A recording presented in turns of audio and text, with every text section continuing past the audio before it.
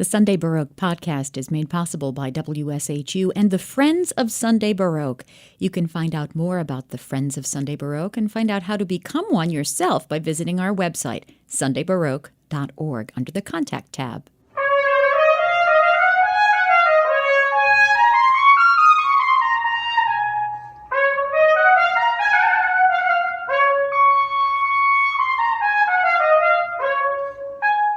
American trumpeter Justin Bland is a virtuoso on both historical and modern trumpets, as a soloist and with ensembles, and his specialty is early music. Dr. Bland has performed with many of the top early music ensembles, including American Bach soloists, Apollo's Fire, Washington Bach Consort, Tempesta di Mare, and many others.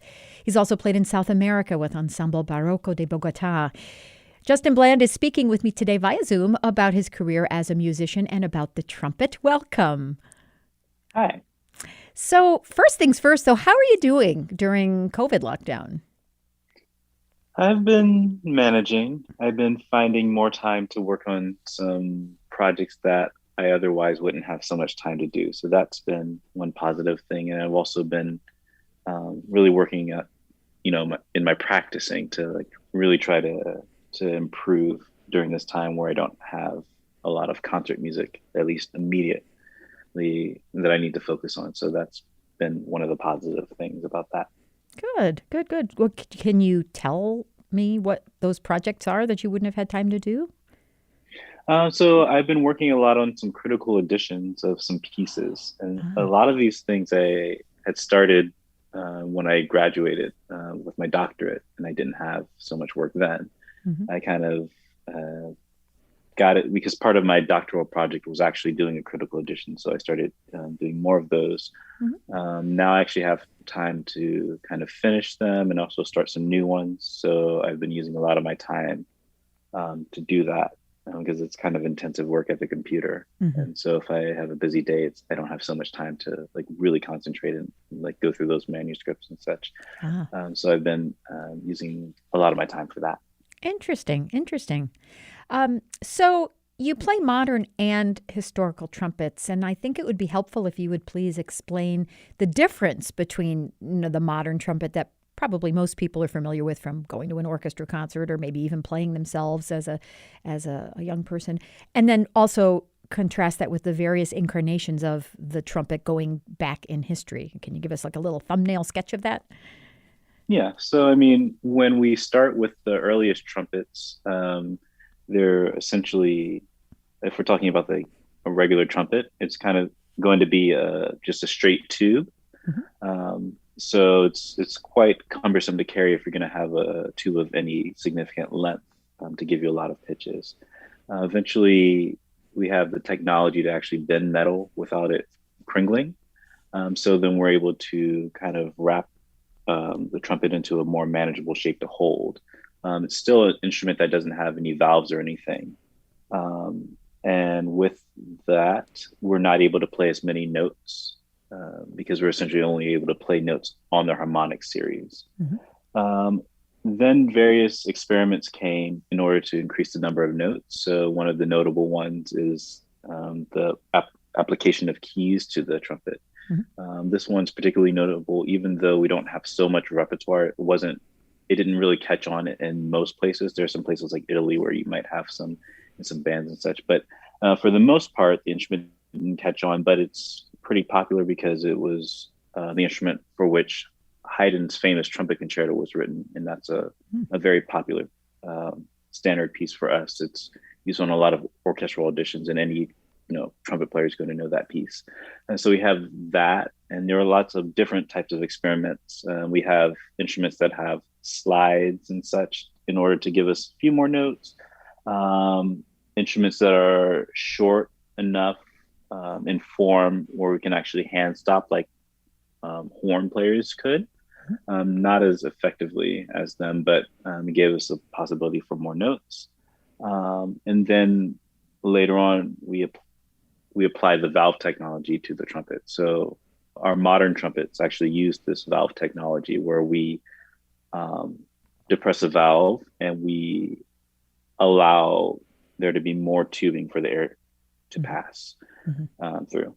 So then we're able to actually play completely chromatically in all of our playable range. Mm-hmm. And that's the trumpet that we know today. Mm-hmm. So you're really using your embouchure and your breath support and all for those really, really early trumpets. It's kind of, you're the instrument in a lot of ways. Exactly. I mean, we don't have any of those aids to help us with Mm-hmm. producing the pitches. Mm-hmm. Sounds like it would be very, very physical. Yeah, well, trumpet in general is a very physical instrument. Mm-hmm. Even the modern trumpet, Mm-hmm. we, our lips are responsible for producing the sound, and we use more energy when we have to play a higher note because our lips vibrate at a higher frequency. So even on a modern instrument, it's going to be a lot of physical work, but especially with the historical instruments, in order to play a scale, for example, because we're only playing notes of the harmonic series, we actually need to play in the uppermost register. Mm-hmm. Otherwise, the notes are spaced out, and that's why we can play like those fanfare kind of figures. That's why we're kind of known as brass instruments for that, because Mm-hmm. in the low register, the notes are spaced to give those intervals. But in order to play melodically, we're actually forced to play pretty high. So Mm-hmm. that's why the Baroque repertoire is written in that register, because it's the only place where we can play melodically. Hmm. And you are particularly, you are noted for your ability, your facility in that super high range, and I saw you have a lot of really beautiful critical comments about your performances. One of probably the most famous and most difficult Baroque trumpet pieces that people might recognize would be Bach's Second Brandenburg Concerto. Would you talk about that challenging trumpet part and maybe kind of its history and what, if anything, you do specifically to prepare for a performance of something like that? So what makes this particular piece so difficult is not necessarily the most difficult piece from a technical standpoint, but it's particularly difficult endurance wise because we're first of all using a smaller trumpet, a trumpet in F, Mm-hmm. still bigger than a standard modern trumpet, but in terms of a Baroque trumpet, it's going to be smaller because it's the Baroque trumpet. We typically play in C and D most of the time for our repertoire. So trumpet in F is quite a special instrument. We have a few other pieces for which this clarino piccolo, as we would call it, a small clarino trumpet, was written. We have a few pieces for which that are written for that. Mm-hmm. But it's the most notable one for F trumpet. So we're already dealing with an instrument that's smaller, which gives us a little bit more fatigue. And then the issue of endurance is exacerbated by the fact that there's not so much rest, particularly in the first movement. We have these snippets of places where we can rest, but we're essentially always playing. Mm-hmm. And so we're not given the opportunity to really recover. So when I'm preparing this piece, I have to really think about the endurance aspect of it. Mm-hmm. Because I think from a technical standpoint, it's actually not so difficult. Mm-hmm. But getting through it is always a challenge. And so kind of just, regular endurance training and just making sure that I'm approaching the instrument with as much lightness as is practical, Uh-huh. which is actually aided by the fact that we're playing a smaller instrument. It responds better to a lighter approach, I find. So Mm-hmm. that makes it a little bit easier, and especially when we're dealing with issues of balance with an instrument like the recorder, Mm-hmm. which is much it's much softer. So by Bach pairing, the smaller, lighter trumpet with that recorder, it's actually a little bit easier to achieve balance, I think, than actually performing it on a modern piccolo trumpet. Hmm. But when I'm preparing it, I really think about, basics of technique, but really trying to think about trying to get a little bit more of a lighter approach when I'm playing Hmm. through. I think that's one of the things that I kind of think about most. And I definitely, because it's a concerto grosso, so it's not a trumpet concerto. So I Mm-hmm. also have to think about, it's not me being the star, but I'm a part of a quartet, and so all of us are kind of interacting, and then the four of us are interacting with the other players in the piano. So Hmm. I think kind of thinking about it more conversationally kind of already aids in the in the approach of lightness. And so those are some things I think mentally help me with uh, getting my head around kind of playing such a difficult part. And then of course, trying to think about it musically Hmm. kind of is distracting from the inherent technical difficulties, at least and not technical. I would say the endurance difficulties that come with playing the piece. Yeah, yeah, yeah.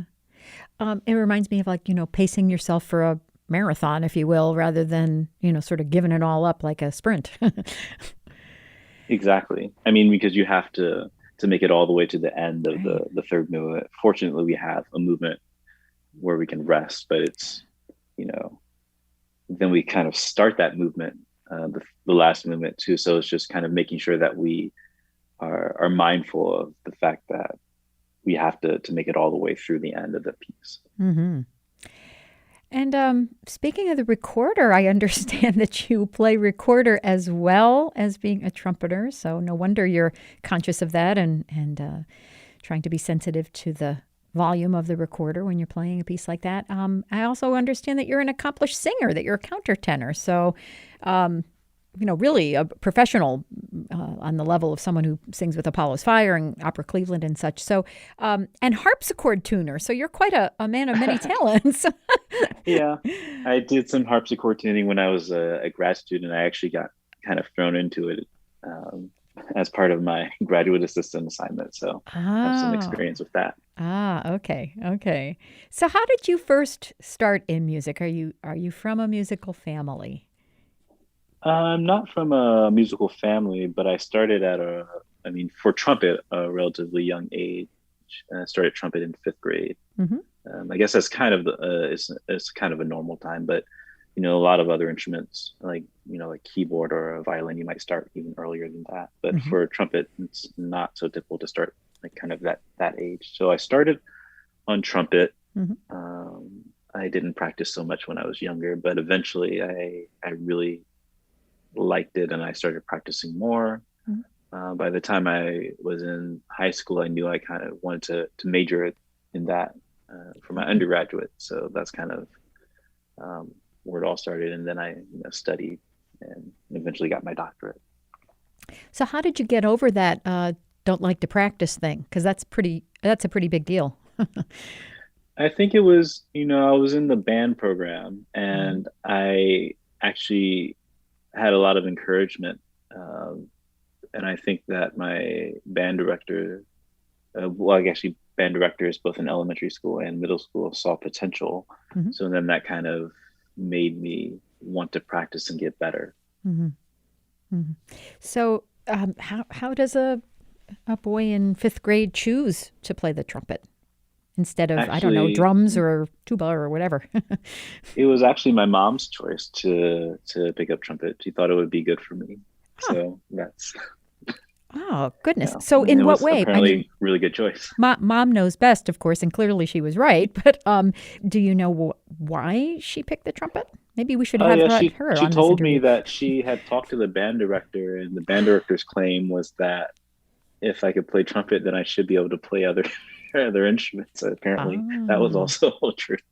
wow. So yeah, that was the reason that she ended up going with trumpet for me. Interesting. So where did the countertenor part come in? Because I'm looking at this and I'm thinking like, all right, you specialize in trumpet, but also high trumpet's kind of your thing, and recorder and countertenor, which is of course high voice. So that's your range, I guess. But how did you get into singing too? That was more or less by accident. Just kind of singing for fun, not really being so serious about it, but kind of like in the hallways when I was an Oh. undergraduate student, kind of just singing through some things because I listen to a lot of singers because Mhm. I get a lot of inspiration from their phrasing and such.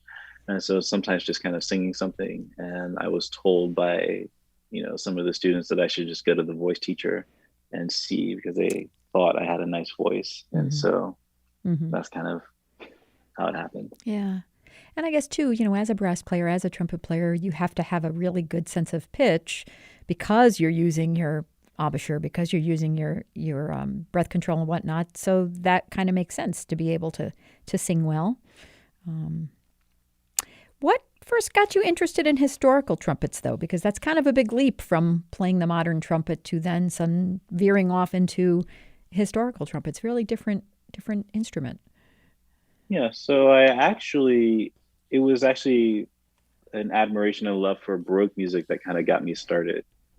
Even as early as high school, I was really interested in Baroque music. I guess I hadn't really given so much thought on historical instruments. I mean, Uh-huh. I didn't have so much exposure, um, but I really liked the sound of it. I was listening to a lot of modern piccolo trumpet, but playing that Baroque repertoire. Hmm. And when I started my undergraduate, my teacher, Chris Gecker, had a Baroque trumpet on his shelf that he had some experience with. He was never playing it a lot, but he did some recording on it.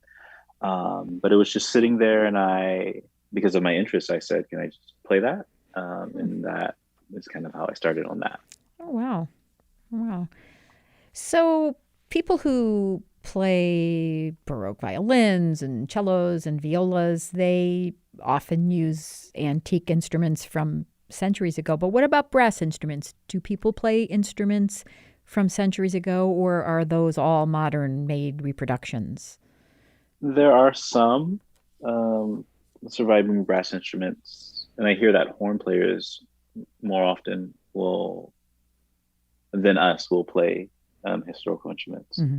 Um, but for me, I have replicas of instruments that I play on. Hmm. But there are some surviving ones, and some people do play them. Hmm. You kind of think that brass instruments would be more durable than wooden violins, cellos, and violas. Why is that? What happens and why aren't there more brass instruments from the period? I'm actually not sure. Obviously, the best instruments would be the ones that were used, so we don't have as Right. many surviving of the probably the best ones. Um, Okay. Maybe we have more show instruments. I haven't really given it much thought, Hmm. but I imagine has something to do with that. Ah. So you live in Denmark, right? I do. So what motivated you to move there? What's it like for your performing career, or at least what was it like before before COVID? Why Denmark? I mean, it's a really nice place. I visited a few times before. I was taking some modern auditions, and I really liked the area. Hmm. I decided to move here, and it was a really good choice because I actually, I mean, I'm still, relatively new. I mean, not so new, but still, I haven't studied here or anything, so I still feel a little bit new. Um, but it's a really nice city, both uh, generally in terms of its location with the ease to get around other parts of Europe, but also specifically in terms of the market here. There aren't so many Baroque trumpet players, so it actually ended Ah. up being quite a good choice for me. Ah, excellent. Excellent. Um, so, what other, we talked about the Bach Brandenburg too, but what are some other really spectacular pieces, or maybe your personal favorite pieces to play with the Baroque trumpet? Well, I've always kind of had a love of playing things that are less performed. So there are a lot of pieces that have some recordings, but they don't get so much live performance. And Hmm. actually, during this period, I've been kind of trying to explore a little bit of that repertoire. Hmm. Also, kind of looking at some things that are very difficult. So, Hmm. kind of especially when we're talking about like extreme high register stuff, kind of Hmm. looking at some of that repertoire. Hmm. Such Both as? just different random concertos. Looking at some potential things for a possible recording. Oh. Uh, Maybe not such extreme high register stuff for that, but some concertos that are not performed as much. And so kind of just exploring a lot of different things. I've recently ordered some other, like some new music, and some things that I played before, but on like when I was studying on piccolo trumpet, but I haven't performed so much. Oh. But looking at concertos like those by Molter or uh, just different composers, Harold, of some Mhm. things um, that I that don't get played Oh. so much. So I find it really interesting. Also, kind of looking at, I mentioned earlier that C and D are the most popular crookings for our instruments in the Baroque Mhm. period. But so looking at instrumental things that are for trumpets that are in other keys has also been something that I've been doing during this time. Mhm. Mhm. So I know, for example, that there is modern music, like literally contemporary composers writing music for, that uses, for example, harpsichord or viola da gamba and that sort of thing. Is there music, modern music being written, or has there been modern music written for the Baroque trumpet? It's kind of a small amount of music for us, unfortunately. I Hmm. think it has to do with possibly the limitations. You Hmm. have like more examples, for example, for horn, Hmm. and I think that comes from the fact that horn you can hand stop, so you can play it actually largely chromatically throughout the horn's range. But for us, it comes down to the fact that we're restricted to the harmonic series, which is not something that the other early instruments are gonna have to contend with. I would like to play more music. I think it's interesting to kind of explore the contemporary repertoire for early instruments, but there Mm. unfortunately isn't so much for us. Yeah. Well, maybe you'll have to commission some things. Yeah, that's a good idea.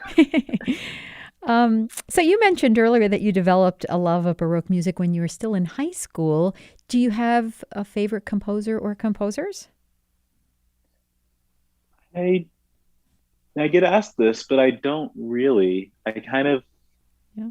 go back and forth between different composers, and I always like finding new music that I don't know. And I also like Hmm. to listen to a lot of non-trumpet music, so Hmm. a lot of vocal music. In terms of vocal music, I really love Handel's music, Ah. um, but no particular composer who's my favorite. It's just I think I just like exploring different music and kind of finding new things, and um, that's something that I really enjoy. Mm-hmm.